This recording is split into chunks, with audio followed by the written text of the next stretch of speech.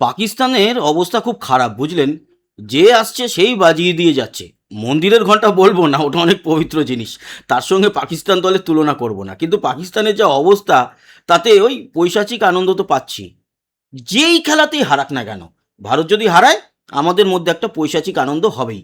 আজ ছিল বিশ্বকাপের, মানে টি-20 বিশ্বকাপের মেয়েদের ভারত বনাম পাকিস্তানের ম্যাচ, এবং ভারতের এটা প্রথম ম্যাচ ছিল এই টুর্নামেন্টের। 12 তারিখ থেকে শুরু হয়েছে, আর 14 তারিখ। অন্যদিকে পাকিস্তানেরও এটাই ছিল প্রথম ম্যাচ। মাঠে দর্শক হয়েছিল এডভাস্টন, সেখানে ব্রিসবেনে ম্যাচ ছিল। ম্যাচে ভারত প্রথমে ব্যাট করে, টসেও জেতে ভারত, এবং টসে জিতে এবারও কিন্তু হাত মেলায়নি। ওই একটা চলছে না হাত মেলানো বিতর্ক, শুরু হয়েছিল বোধহয় চ্যাম্পিয়ন্স ট্রফি বা ওরকম সময় থেকে। সেখান থেকে যে হাত মেলায় না এখনো পর্যন্ত, সেইটাই একেবারে চলছে। তো আজকেও হাত মেলায়নি, ভারত জয়লাভ করে। হরমনপ্রীত কৌর টস করার পরে জিতে ব্যাটিং চুজ করে। ভারত প্রথমে ব্যাট করতে নামে, তবে ভারত প্রথমে ব্যাট করতে নেমে 170 রান করেছে। দুজনকে নিয়ে আলোচনা না করলেই নয়। এক হচ্ছে গিয়ে স্মৃতি মান্দানা, অসাধারণ অসাধারণ খেলেছে, অসাধারণ। এবং হাফ সেঞ্চুরি, যদিও একটা ওর ক্যাচ মিস করেছে পাকিস্তানের উইকেট কিপার, কিন্তু তারপরেও 44 বলে 68 রান, 9টা 4 এবং 2খানা 6 মেরে সে কিন্তু দলের রানটা অনেকটা পৌঁছে দিয়েছে এই 170-এ। যদিও অবদান আমি বলবো যে রয়েছে হরমনপ্রীত কৌর আমাদের ক্যাপ্টেনের, এছাড়া আমাদের বাংলার মেয়ে, শিলিগুড়ির মেয়ে রিচা ঘোষের। রিচা ঘোষ তো বাঘিনীর মতো খেলেছে। আর আরেকজন হচ্ছে দীপ্তি শর্মা। দীপ্তি শর্মা কিন্তু আজকে পাঁচটা উইকেট নিয়েছে। পাঁচটা উইকেট যেমন নিয়েছে, একটা যে রান আউট হয়েছে সেই রান আউটেও তার অবদান অনস্বীকার্য। ওরই ডিরেক্ট থ্রোতে আউট হয়েছে পাকিস্তানের সেই ব্যাটার। 3টে উইকেট নিয়েছে শ্রীচরণী, 5টা নিয়েছে দীপ্তি, আর একটা নিয়েছে শেফালি বর্মা। শেফালি বর্মা ওপেনার হিসাবে নেমে আমার মতে প্রথম বলেই, কিন্তু আজকে প্রথম বলেই 6 মেরেছে। তারপরে আর ইনিংসটাকে এগিয়ে নিয়ে যেতে পারেনি, আউট হয়ে তাকে মাঠ ছাড়তে বাধ্য করা হয়। আজকের ওভারঅল যারা খেলেছে তাদের নিয়ে একটু আলোচনা করি। শেফালি বর্মা ওপেনার হিসাবে বেশি কিছু করতে পারেনি, ওই 6 রানের মতোই করতে পেরেছে, 6 মেরে তারপরে কিন্তু আউট হয়ে গেছে। স্মৃতি মান্দানার কথা তো বললামই, অনবদ্য খেলেছে। এছাড়া জেমিমা রড্রিগেজ আজকে খুব একটা বেটার কিছু করতে পারেনি। উচিত ছিল 3 নম্বরে নেমে ওর আরও বেটার করার, তবে জেমিমা যখন আমাদের ফিল্ডিং ছিল সে সময় ফিল্ডিং ভালো করেছে, ক্যাচ নিয়েছে। হরমনপ্রীত কৌর তার জায়গা থেকে ধরে রেখে পার্টনারশিপ করে স্মৃতি মান্দানার সঙ্গে, এবং রানটা অনেকটাই তুলে এই যে 170 হয়েছে সেই তোলার পিছনে অবদান রাখে। ভারতী ফুলমালিকে কেন 5-এ নামানো হলো, সেই জায়গায় রিচা ঘোষকে নামানো হলে মনে হয় বেটার হতো। ভারতী কিন্তু 5 নম্বরে নেমে খুব একটা বেশি কিচ্ছু করতে পারেনি, খুব একটা কি 2-3টে বল খেলে আউট হয়ে গেছে, এবং উদ্ভ্রান্তের মতো মারতে গিয়ে তার স্টাম্প ওড়েনি, স্টাম্প আউট হয়ে যায়। রিচা ঘোষের কথা বললাম, আমাদের বাংলার বাঘিনী এসে অসাধারণ অসাধারণ খেলেছে। 34-35 রানের মতো একটা ইনিংস খেলেছে ও। 17 বলে 35 রানের একটা অনবদ্য ইনিংস খেলেছে। লাস্টের দিকে এসে একটা ওভারে প্রায় 24 না 25 রান তোলে। ওই সময় কিন্তু ম্যাচটা অনেকটাই ভারতের হাতে চলে এসেছিল। এছাড়া আমাদের বাকি যে প্লেয়াররা ছিল তাদের মধ্যে অবশ্যই দীপ্তি শর্মা 5টা উইকেট নিয়েছে, একটা রান আউট করেছে, অসাধারণ খেলেছে। শ্রেয়াঙ্কা পাতিলকে ব্যাট করতে এসে খুব কিছু করতে হয়নি, একটাই বল ফেস করতে হয়েছে, তার মধ্যেও একটা ওয়াইড হয়েছে, এবং লাস্টের বলটাতে একটা রান নিয়েছে।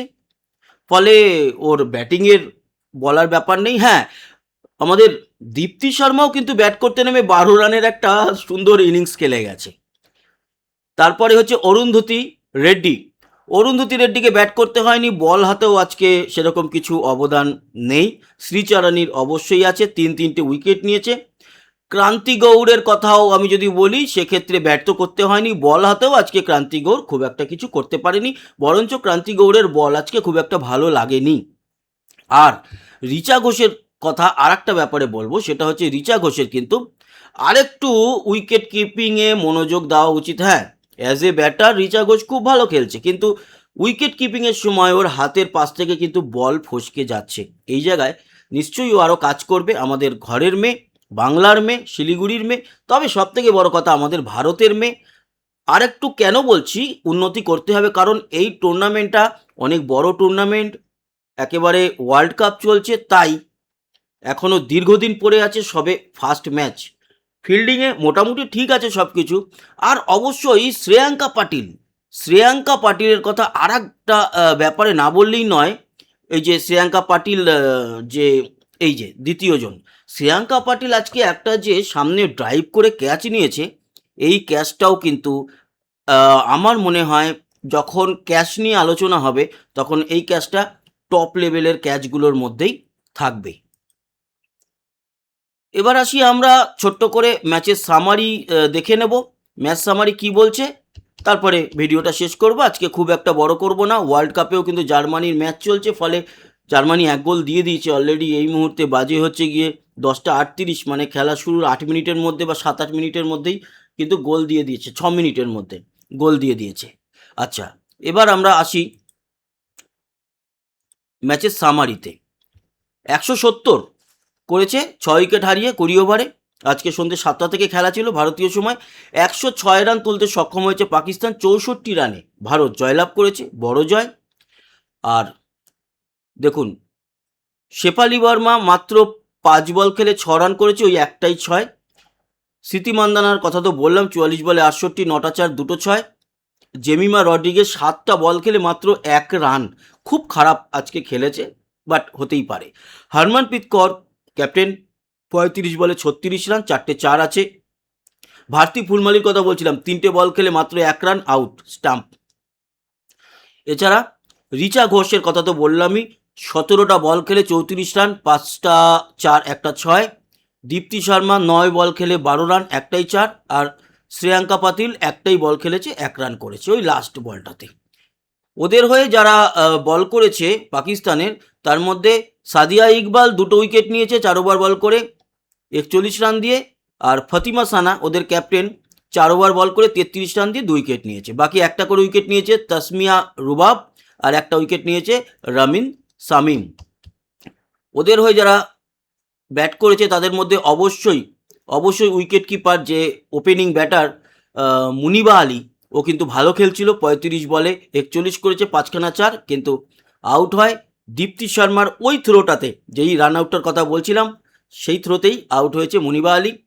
তারপরে 12 এবং 18 হচ্ছে গিয়ে আলিয়া রিয়াজ, খুব একটা বেটার কিছু নয়। আর সেরকম উল্লেখযোগ্য ব্যাটিং পারফরমেন্স কারণ নেই। আমাদের যারা বল করেছে তাদের মধ্যে অবশ্যই দীপ্তি শর্মা 4 ওভার বল করে 10 রান দিয়ে 5 উইকেট, এবং দেখুন ইকোনমি 2.50। শ্রীচারানি 4 ওভার বল করে 21 রান দিয়ে 3 উইকেট, 5.25 ইকোনমি। আর শেফালি ওয়ার্মা একটা উইকেট নিয়েছে 3 ওভার বল করে 22 রান দিয়ে একটা উইকেট, 7.33 ইকোনমি। ব্যাপার হচ্ছে এখানে কে প্লেয়ার অফ দ্য ম্যাচ, স্মৃতি মান্দানা নাকি দীপ্তি শর্মা? দীপ্তি শর্মা, স্মৃতি মান্দানা ছাড়া আর কাউকে দেওয়া যাবে না। আমি যদি ম্যাচের সামারি চেক করি, সামারি কি এসছে এবং এখনও পর্যন্ত কি দিয়েছে সেটা দেখব। তো ম্যাচের সামারি বলছে দীপ্তি শর্মাকে দেওয়া হয়েছে, কারণ একদিকে যেরকম 4 ওভার বল করে 10 রান দিয়ে মাত্র 5টা উইকেট নিয়েছে, কি অসাধারণ বোলিং। আর অন্যদিকে 9টা বল খেলে 12 নট আউট ছিল, এই কারণে দীপ্তি শর্মা ছাড়া আর কাউকে ভাবা যায়নি। তো বন্ধুরা, এই ছিল পাকিস্তানের ঘন্টা আবার বাজিয়ে দিয়ে চলে গেছে, এবং পাকিস্তানের ঘন্টা বাজলে জানি আপনাদের খুব ভালো লাগে। ভালো থাকবেন, সুস্থ থাকবেন। কালকে আবার দেখা হচ্ছে ওয়ার্ল্ড কাপের যে ফুটবল চলছে সেই নিয়ে। 17 তারিখ কিন্তু আবার আমাদের ছেলেদের দল, তাদের মুখোমুখি হতে চলেছে ভারত আফগানিস্তান, সেই নিয়েও আলোচনা থাকবে। ধন্যবাদ আমাদের সঙ্গে জুড়ে থাকার জন্য। যারা সাবস্ক্রাইব করেননি করে নেবেন। ভালো থাকবেন, সুস্থ থাকবেন, আবার দেখা হচ্ছে, টাটা।